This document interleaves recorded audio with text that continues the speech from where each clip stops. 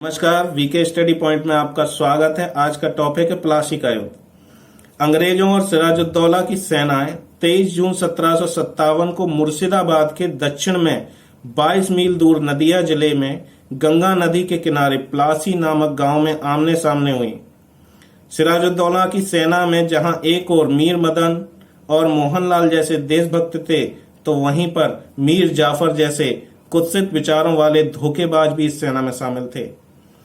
युद्ध 23 जून को सुबह प्रातः 9 बजे प्रारंभ हुआ। मीर जाफर एवं राय दुर्लभ अपनी सेनाओं के साथ निष्क्रिय रहे। उन्होंने युद्ध में भाग नहीं लिया। मीर मदान मारा गया। युद्ध का परिणाम शायद नियति ने पहले ही तय कर रखा था। क्लाइव बिना युद्ध के ही विजयी हो गया। फलस्वरूप मीर जाफर को बंगाल का नवाब बनाया गया। के.एम. पन्नीकर के अनुसार यह एक सौदा था जिसमें बंगाल के धनी सेठों तथा मीर जाफर ने नवाब को अंग्रेजों के हाथों बेच डाला।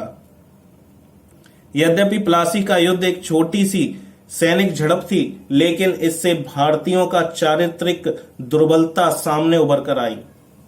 भारत के इतिहास में युद्ध का महत्व इसके पश्चात होने वाली घटनाओं के कारण है। निसंदेह ही भारत में प्लासी के युद्ध के बाद दासता के उस काल की शुरुआत हुई जिसमें इसका आर्थिक एवं नैतिक शोषण अधिक हुआ। राजनीतिक रूप से भी ईस्ट इंडिया कंपनी की स्थिति मजबूत हुई। बंगाल अंग्रेजों के अधीन हो गया और फिर कभी स्वतंत्र न हो सका। नया नवाब मीर जाफर अपनी रक्षा तथा पद के लिए अंग्रेजों पर डिपेंड हो गया। उसकी असमर्थता यहां तक की थी कि उसे दीवान राय दुर्लभ तथा राम नारायण को उसके विश्वासघात के लिए दंड देने से भी पहले अंग्रेजों से मना कर दिया। प्लासी के युद्ध के बाद बंगाल में ल्यूक को नवाब के दरबार में अंग्रेजी रेसिडेंट नियुक्त किया गया। मीर जाफर क्लाइव की कठपुतली के रूप में जब तक अंग्रेजों की महत्वाकांक्षाओं को पूरा कर सकने में असमर्थ था, तब तक वह पद पर बना रहा। उसकी दयनीय स्थिति पर मुर्शिदाबाद के एक दरबारी ने इसे कर्नल क्लाइव का गीदड़ की उपाधि दी। स्वयं को बंगाल का नवाब बनाए जाने के उपलक्ष्य में उसने अंग्रेजों को उनकी सेवाओं के लिए 24 परगनों की जमींदारी से पुरस्कृत किया और क्लाइव को 2,34,000 पाउंड की निजी भेंट दी। साथ ही 1.5 लाख रुपए सेना तथा नाविकों को पुरस्कार स्वरूप दिए। बंगाल की समस्त फ्रांसीसी बस्तियां अंग्रेजों को दे दी और यह निश्चित हुआ कि भविष्य में अंग्रेज पदाधिकारियों तथा व्यापारियों को निजी व्यापार पर कोई भी चुंगी टैक्स नहीं देना होगा। इतना सब कुछ लुटाने के बावजूद भी मीर जाफर क्लाइव की बढ़ती धनलिप्सा को पिपासा को शांत नहीं कर सका, जिसके परिणाम स्वरूप 1760 ईस्वी में उसे पदच्युत करके उसके जमाता मीर कासिम को बंगाल का नवाब बनाया गया। भारतीय सेना में इस वर्ष को शांतिपूर्ण क्रांति का वर्ष कहा जाता है।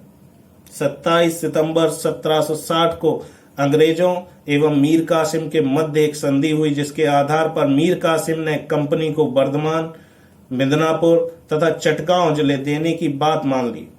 इसके साथ ही दक्षिण के सैन्य अभियानों में कंपनी को 5 लाख रुपए देने की बात कही।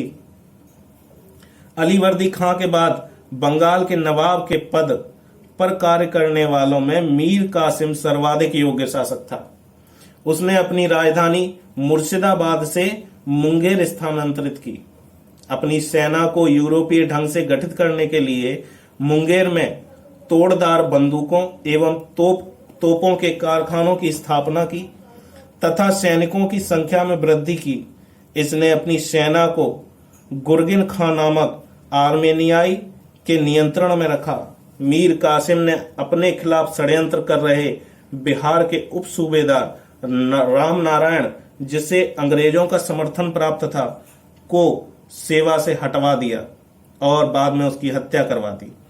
उसने एक और कर खामियाना कर, जो अभी तक अंग्रेज अधिकारियों द्वारा छुपाया जाता रहा था, इसको भी प्राप्त किया। मीर कासिम को राज्य की आर्थिक स्थिति सुधारने के लिए प्रयत्नशील देखकर अंग्रेज अधिकारी बौखलाए, क्योंकि यह उन्हें बर्दाश्त नहीं था कि बंगाल में कोई ऐसी शक्ति शासन व्यक्ति हो जो उनके आर्थिक हितों को हानि पहुंचाए।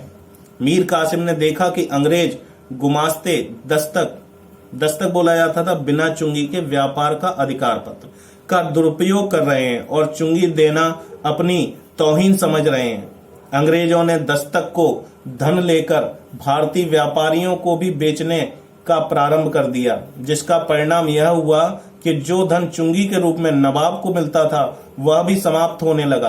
अंततः झल्लाकर मीर कासिम ने व्यापार पर से भी आंतरिक कर हटा लिए, जिससे भारतीय व्यापारियों की स्थिति अंग्रेजी व्यापारियों की तरह ही हो गई। कासिम के इस निर्णय से अंग्रेज अधिकारी चौंक गए। संभवतः उसका यही निर्णय कालांतर में बक्सर युद्ध का कारण बना।